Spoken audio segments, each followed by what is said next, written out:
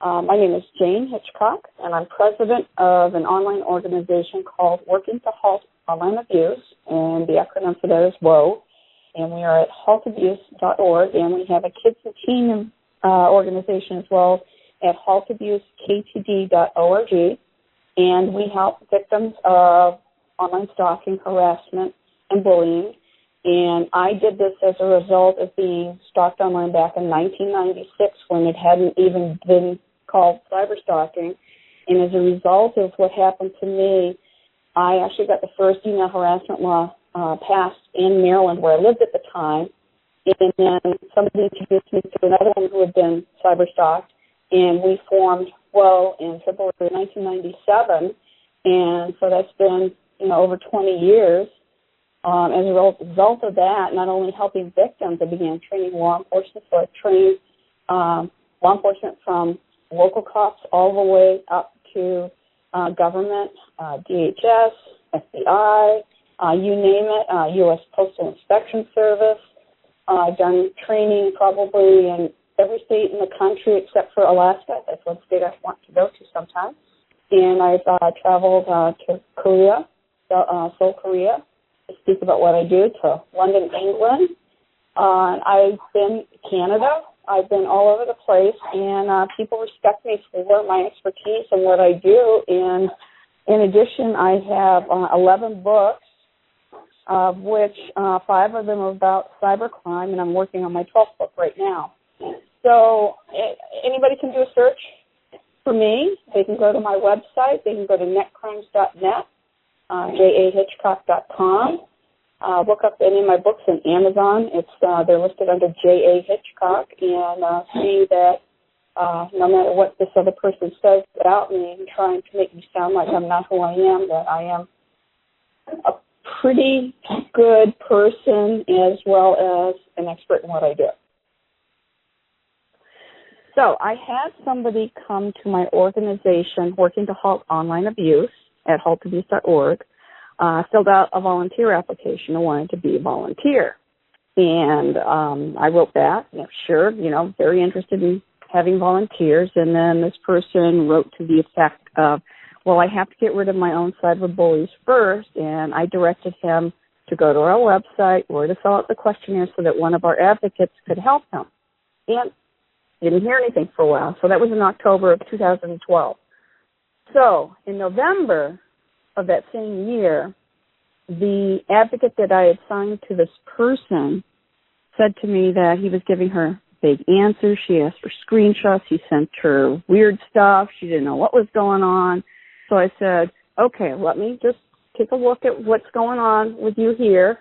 And she and I went through, and I'm looking at it right here, probably about 15 emails. And then the next day, that was November 12th of 2012, the next day on the 13th, I get an email from this guy saying, I need someone who can help me with my case. The person that you assigned is not doing a good job. And I was like, okay, So he forwarded me the case and started in on my advocate. And I got pretty upset. And I said, you don't talk to my advocates like that. And I copied her on it. And I actually went and did some investigation, as did my advocate, and we found out that he had, not his pages, but people had put up pages on websites about him being crazy and stalking and harassing people online. And I finally went back to him and said, look, we are not going to help you because apparently you were the one doing the cyber stalking. You need to stop contacting me, stop contacting my advocate. I'm going to report you. And we blocked him. And then all of a sudden he started harassing me on LinkedIn. And I had to report him to LinkedIn to get his account canceled. So everything was quiet. That was 2013. And then all of a sudden, in April 23rd of 2016, I get an email from him, wrote, you are working to illegally frame me for a crime. I am demanding that you cease these activities immediately. I have seen evidence that you have participated. And I'm a little confused here. Got another email from him, going on about that. So I responded to him. The next day, I wrote, I have no clue as to what you were talking about. Please stop contacting me. Now, this is the advice that I give cyberstalking victims, is if somebody's harassing you, respond once, stop contacting me, and then don't respond after that, but keep everything. And as I go through my little list here, I've got from 4/24/2016 through, and I reported him to Gmail, I reported him to Google, I filed a complaint with IC3, I did not respond to him, and I'm going through here, so he kept emailing me, and I kept sending, complaints, and this is from the 26th to the 28th. All of a sudden, I get an email from a woman, and it was from somebody from Clackamas County Sheriff's Office, and I completely forgot about this, in Oregon, because the only address I could find out about him was in Oregon. So I reached out to my police contacts, and they said that there appeared not to be anybody using that name in Clackamas County. She did find his date of birth, that he was listed as a resident of Mountain View, California, and associated with a woman's name. And she said, other than that, I found no links between the names. He was using 3 different names when he contacted me. And she actually looked and found 919 of one of the names of record in the United States, but she didn't feel that they were him. And she researched the address that I had found, and there was no one using any of those names at that address. So at least I got a response from law enforcement. They were trying. So a few days later, I got an email from someone calling themselves Alan Smithy, which is a fairly common name used in the film industry for somebody who doesn't want to take credit for whatever in the movies. And it was titled Your Mistake, and then this big, long thing about how wonderful he is. And then he started talking about another person that he claims was harassing him. And I'm going, okay, what's all this about? So I did a little more research, and all of a sudden I get an email from someone who knew the person that the cyberstalker was talking about. And this was in April of 2016, and that's when we started our little email group. And there turned out to be 4 of us total. And we started exchanging emails as to how it happened to me, how it happened to you, what was going on. One of them I called on the phone, and we talked for a very long time about what was going on. And we just couldn't figure out why he was so obsessed with each one of us in a different way. This continued on, I'm trying to think, we're going through 2016. There were literally hundreds of emails from this person to us, and we were trying not to respond to them, but every once in a while you just get so ticked off that you do, unfortunately, respond to him, and that just got him going again. And so after May of 2016, all of a sudden he stopped again. Didn't hear anything until October 26th of 2017, and we had a new person added to our group, and it turned out that this cyberstalker had moved to a city and raised the ire of a local newspaper. And one of the reporters got in touch with one of us. We added him to the list because he was being harassed now. So it started going there. So in October, November there were hundreds of emails. December, and more, and then right through now. He just has been harassing all of us. We have been biting our tongues. And like I said, sometimes, one of us will slip up and, say something because he gets so frustrated, but it just continues. And then one day we discovered this great Twitter account called at MBVictims.wordpress.com, and it's and then the @ sign would be MBVictims RCS on Twitter, and found out that it wasn't just us, that there were other people that had been harassed and stalked online and offline sometimes by this person. And so we started getting together, gathering evidence, sending evidence to this Twitter account, showing whoever looked at it that this person is absolutely nuts as far as I'm concerned. There's something wrong with him. He has had several warrants out for his arrest. They cannot find him. They almost had him in California, but by the time they got to the address, he was long gone. He just seems to slip under the radar. And he most recently was in Des Moines, Iowa, and apparently saw a fight in a bar, claimed credit for it. Turned out he didn't. Now the city is all pissed off at him, and he's claiming that they're harassing him. And it just goes on and on and on and on. And it's just one of those things where I get frustrated because even though I'm on the East Coast, my local cops, I know pretty much the whole police department here where I live, it is very hard to operate online without him finding out about it because of the work I do in cybercrime and with my organization. A lot of the things that I do are public, such as when local media or national media do stories on me, when I win awards, and he's threatened to have my awards taken away from me.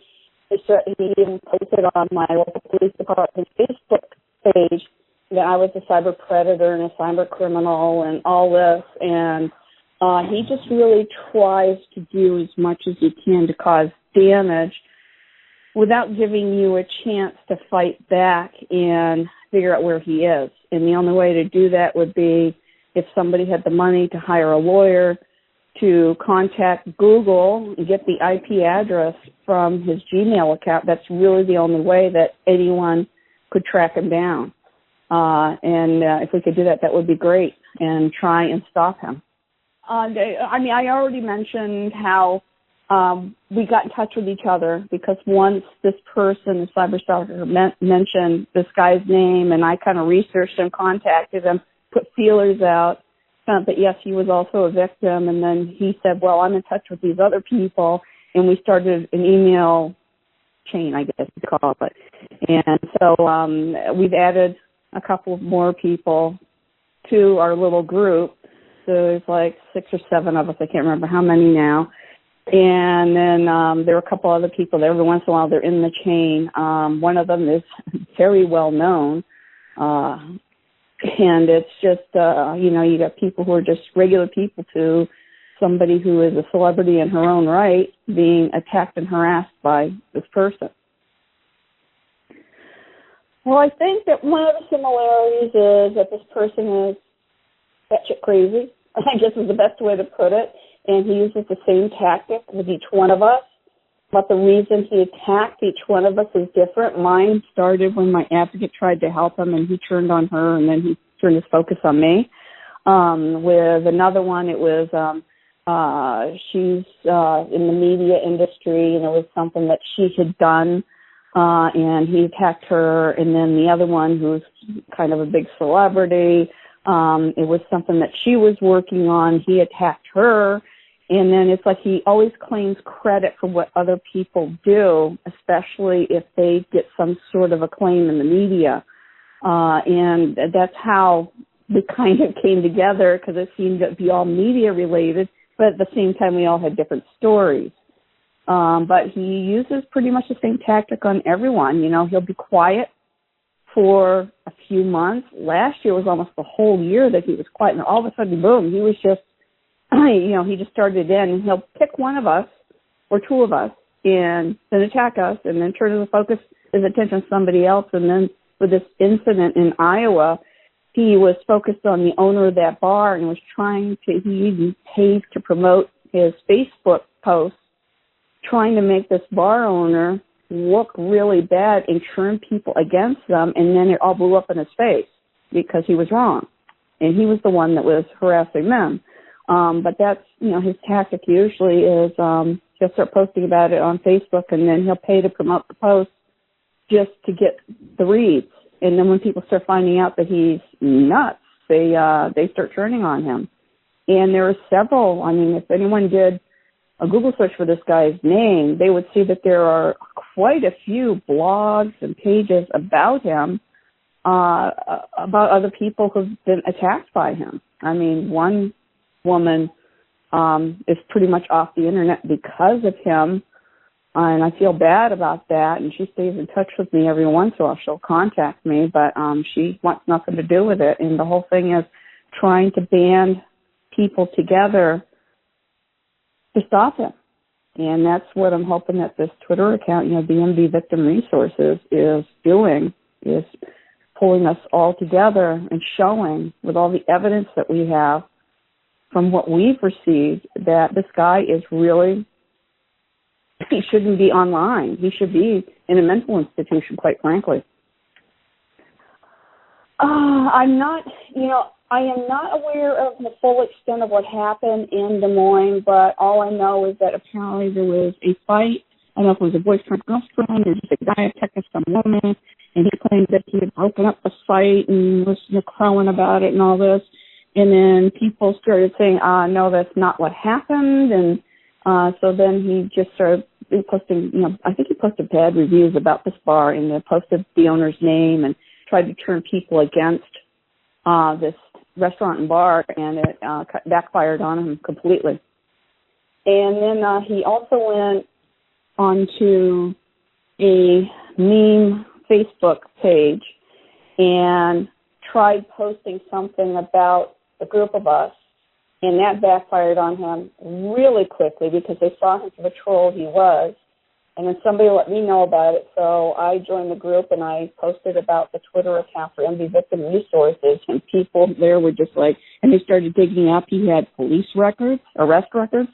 He had, all the pages that were made about him, about what a crazy person he is, and they started posting that. And of course, he bugged out of there real quick, and they banned him from the group. So, it's just, it's what he does. He'll go in, he'll create a big scene, and then when they turn against him, they leave. And he finds somebody else to complain about or something else to complain about. So, this person is trying to pin down who is doing all these blogs, and he thinks that they're all run by the same person. He's accused me of being the person doing all these. He even posted the other day on one of them, "Hi, Jayne," and I'm just reading this going, I don't know why he's saying "Hi, Jayne" to me. I have no idea who's doing this blog. And each one of us in our little email group, he is accused of being the kingpin of all of these blogs, not realizing that when you look at the writing on these blogs, I'm thinking that there's several different people. I really don't think it's one person. Personally, I don't think it is, but who knows? Maybe it is. It's just one of those things where he's trying to figure out who it is. He's trying to get accounts canceled. He had a Twitter account that was trying to expose the MB Victim Resources, and that account got canceled because we all reported him because he was posting crazy stuff. And, it's just one of those things that, he tries something new.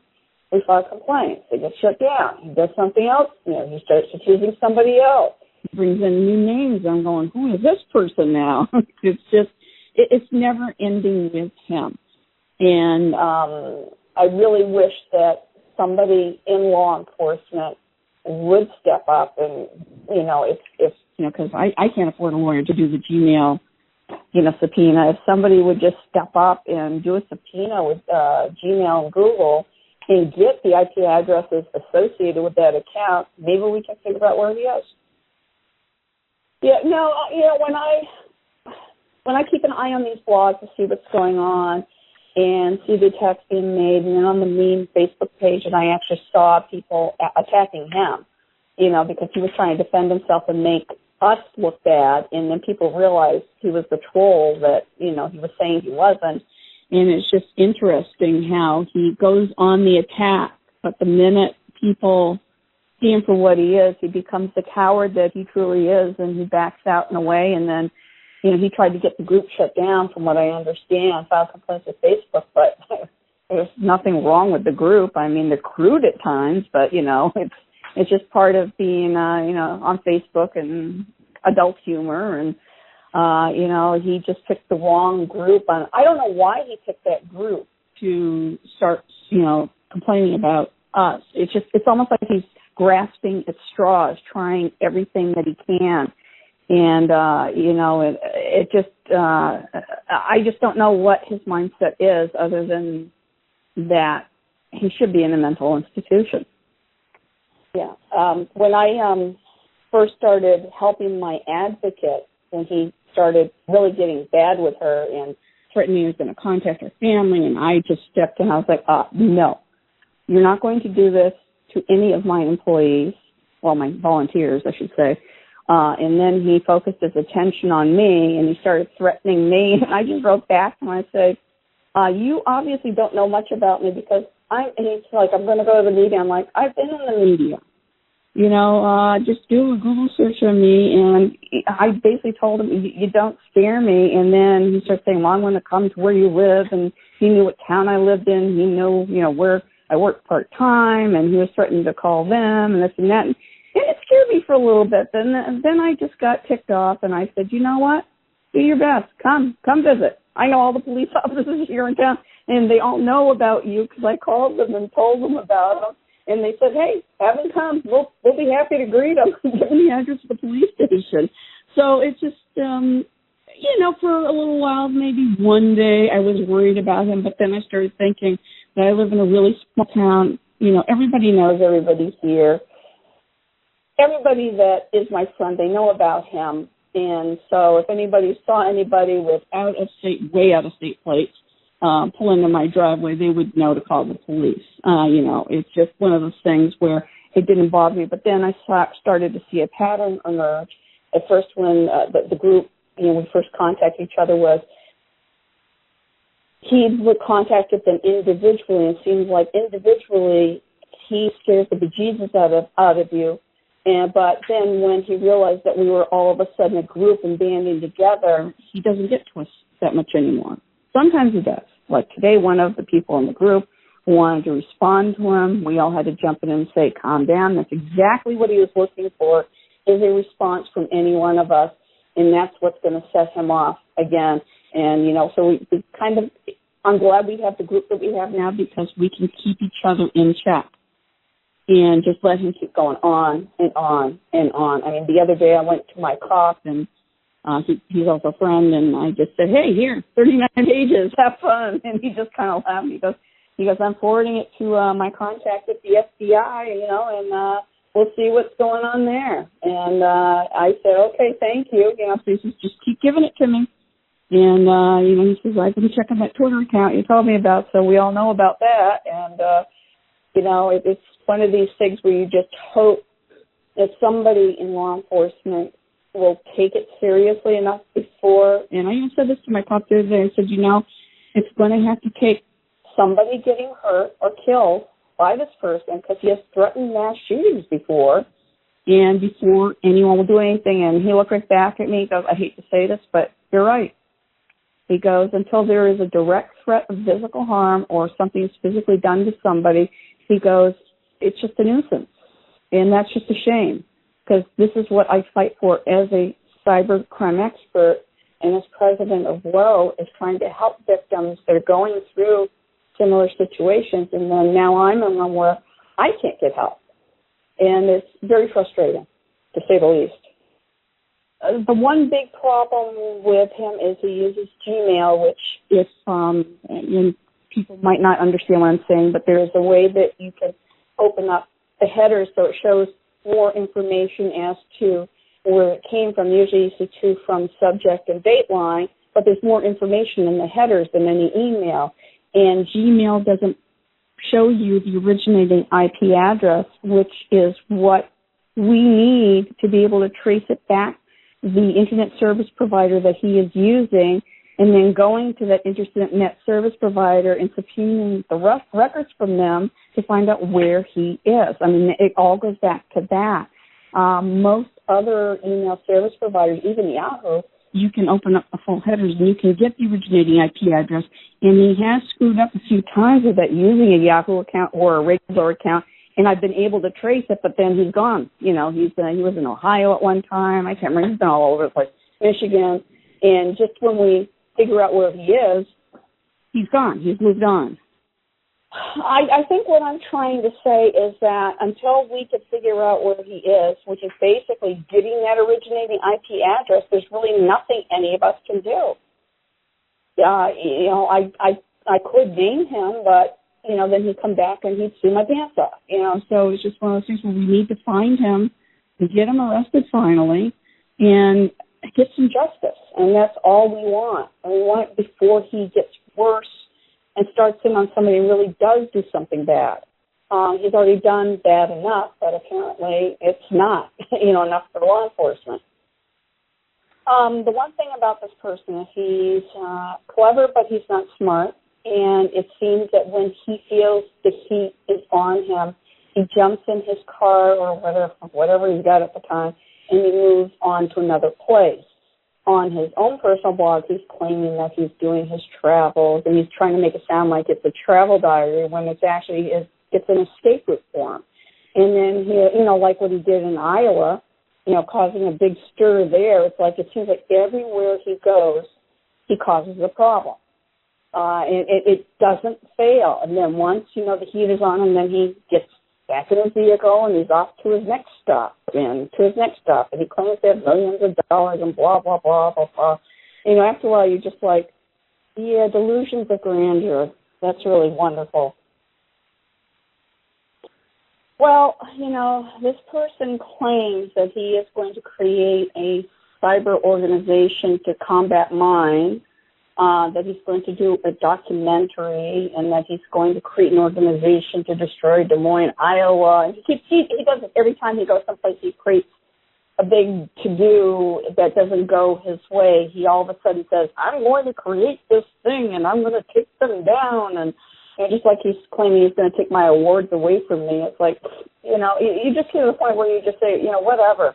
He just keeps making these claims, but you never see anything come to fruition.